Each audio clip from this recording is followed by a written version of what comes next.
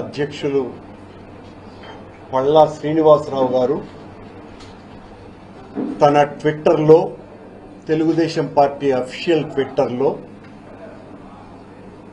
జగన్మోహన్ రెడ్డి, భూమన కరుణాకర్ రెడ్డి మీ count down ప్రారంభం రేపు ఉదయం 10 గంటలకు తిరుమల గోశాలకు రండి తేల్చుకుందామని ఆయన చెప్పటం జరిగింది. దానికి సమాధానంగా నేను పల్లా శ్రీనివాసరావు గారు మీరు పంపినటువంటి సందేశం నాకు అందింది, నేను ఖచ్చితంగా వస్తున్నా, మీ ఛాలెంజ్ని స్వీకరిస్తున్నా. కాకపోతే మీరు తిరుమల గోశాలకు రమ్మన్నారు, తిరుమల గోశాలకు వచ్చి చేసేది ఏమీ లేదు, ఏ గోశాలకు రావాలనో కూడా తెలియనటువంటి అజ్ఞానంలో ఒక రాష్ట్ర పార్టీ అధ్యక్షుడు, అది కూడా ప్రభుత్వంలో ఉన్నటువంటి వ్యక్తి ఈ రకంగా ట్విట్టర్లో పెట్టడం అన్నది భావ్యం కాదు.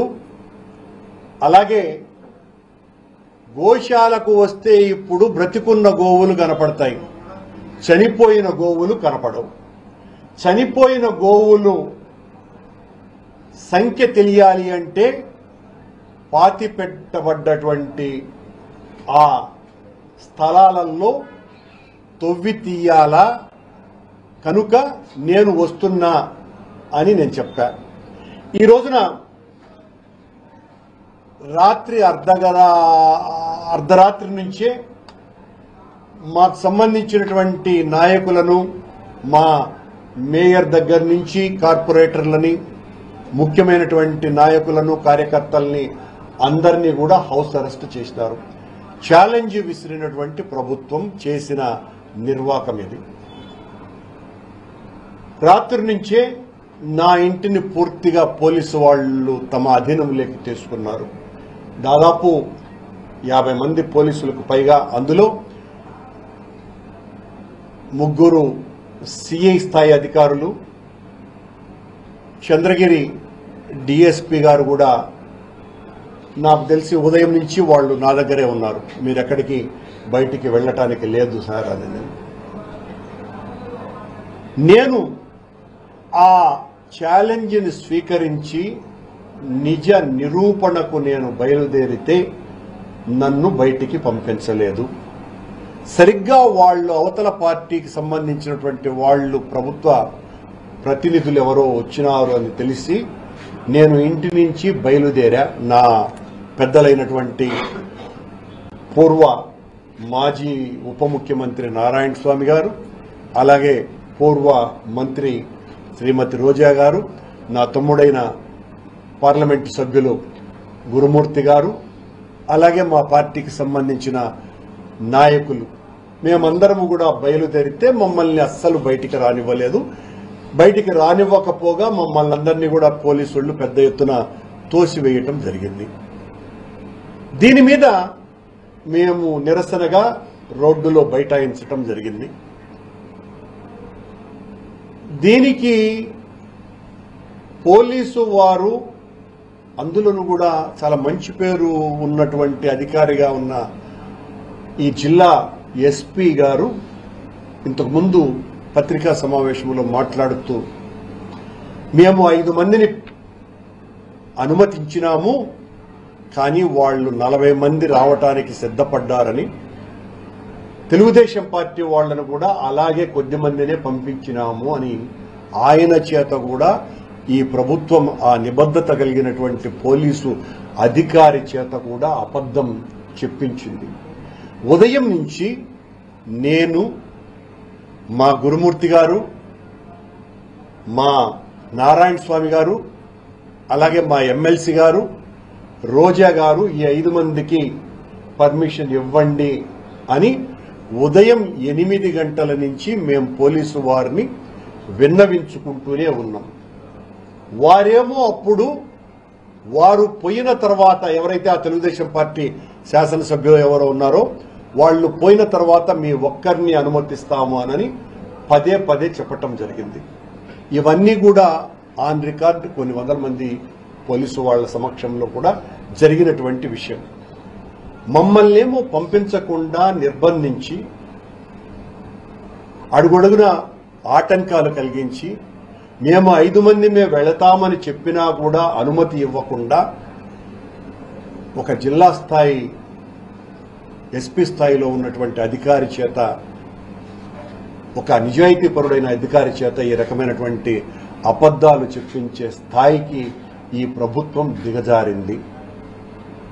మేము ఆ మధ్యలో 12 గంటలకో ఎప్పుడో 11:30కో చంద్రగిరి అలాగే కాళహస్తి శాసనసభ్యులిద్దరూ కూడా నాతో ఫోన్లో మాట్లాడి అక్కడ ఉన్నటువంటి మీడియా ప్రతినిధులందరూ కూడా వినాలని, నేను ఎత్తకుండా పోతాననుకునేటువంటి ఉద్దేశంతో నాకు ఫోన్ చేయటం జరిగింది. నేను ఎత్తితే అన్న మీకోసం వెయిట్ చేస్తున్నాము చాలాసేపటి నుంచి అని చెప్పినారు. నేను కూడా వెయిట్ చేస్తూనే ఉన్నాను ఉదయం నుంచి నాని సుధీర్, కానీ నన్ను పంపటం లేదు. అంటే మీ పక్కన ఎవ్వడు ఒక్కరు లేరన్న పోలీసు వాళ్ళు, మీరు కావాలని చెప్తున్నారు అని. లేదబ్బా ఇక్కడంతా చాలా మంది పోలీసు వాళ్ళు ఉన్నారు, మీరు ఎస్కార్ట్ గాని అందించగలిగితే నేను రావటానికి సిద్ధంగా ఉన్నాను అని నేను చెప్పాను. చెప్పిన తర్వాత వాళ్ళు మేము పంపిస్తాము అని అన్నారు. వాళ్ళు పంపలా. నేను ఇక్కడ ఉన్నటువంటి పోలీసు అధికారులతో, ఇక్కడ డిఎస్పీ గారు కూడా ప్రసాద్ గారు కూడా ఉండినారు, ఇంకా ఉన్నారు అనుకుంటా బయట, ఆయనతో కూడా చెప్పడం జరిగింది మేము వెళ్తాము అని. వారు మమ్మల్ని పంపలేదు. అది కూడా విజువల్స్ అన్నీ కూడా బయటికి వచ్చేసాయి. అలాగే తమాషాగా నాకు ఎవరైతే సవాలు విసిరారో ఆ రాష్ట్ర అధ్యక్షుడే తోక ముడిచి ఈరోజు రాలా.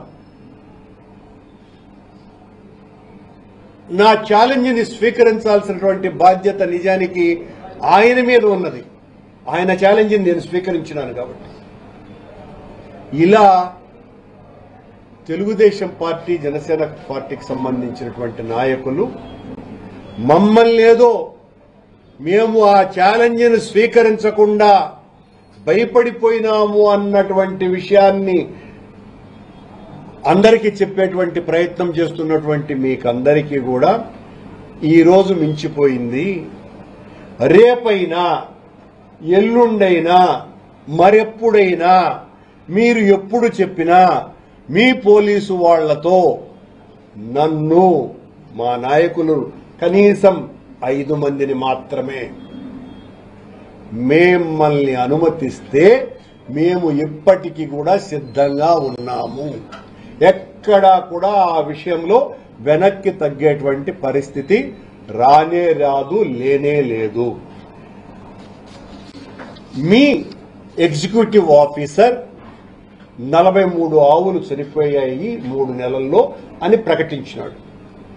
మీ చైర్మన్ 22 ఆవులు చనిపోయాయి అని చెప్పటమే కాకుండా, ఏం మనుషులు చచ్చిపోరా, ముస్లిం 35 కాబట్టి చచ్చిపోయినాయి, నువ్వు ఒక దుర్మార్గుడివిరా, నీచుడివిరా అని నన్ను ఇష్టం వచ్చినట్టుగా తిట్టాడు. మనిషి జన్మ ఎత్తటమే పొరపాటు రాని ఇలాంటి వాడు అని. సరే, స్థానిక శాసనసభ సభ్యుడు కూడా 40 గోవులు చచ్చిపోయినాయని ఆయన కూడా చెప్పినారు. నేను ఏ మాట అయితే చెప్పానో ఆ మాటకు ఇప్పటికీ కూడా కట్టుబడి ఉన్నాను. మీరు ఆ కళేబారాలని వెలికి తీయటానికి సాధువులతో గాని, మతానికి మన రిలీజియన్కి సంబంధించిన పెద్దలు ఎవరితోనైనా కూడా తీయించడానికి మీరు సిద్ధపడితే మనమందరము కూడా సమాజానికి ఒక సందేశం ఇచ్చిన వాళ్ళం అవుతాము. మీ పాలనలో వారు ఎగ్జిక్యూటివ్ ఆఫీసర్ గత ఏప్రిల్ నెల నుంచి మార్చి వరకు 191 ఆవులు చనిపోయినాయని గోశాల ఫామ్ మేనేజర్ చేత చెప్పించినారు. ఇంతకంటే ఎక్కువ చనిపోయినాయన్నది ఇప్పటికీ కూడా మా వాదన. మీరు అఫీషియల్ గా రిలీజ్ చేసింది 191. ఇందులో మా పాలనలో 2 నెలలు ఉన్నాయి. మీరు నిరంతరం, అంటే నేను ఈ సమస్య లేవనెత్తిన తరువాత మీరు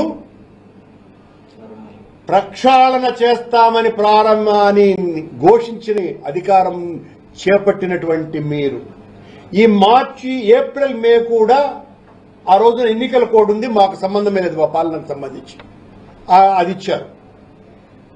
ప్రక్షాళన మీరు అడుగుపెట్టినప్పటి నుంచి ఉంది కదా, మరి ఈ 10 నెలలు ప్రక్షాళన ఎందుకు జరగలా? మరి ఈ 170 ఆవులు ఎందుకు చనిపోయినాయి? మీ ప్రకారమే అనుకుందాం, నాది ఇంకా ఎక్కువ సంఖ్యనే నా వాదన.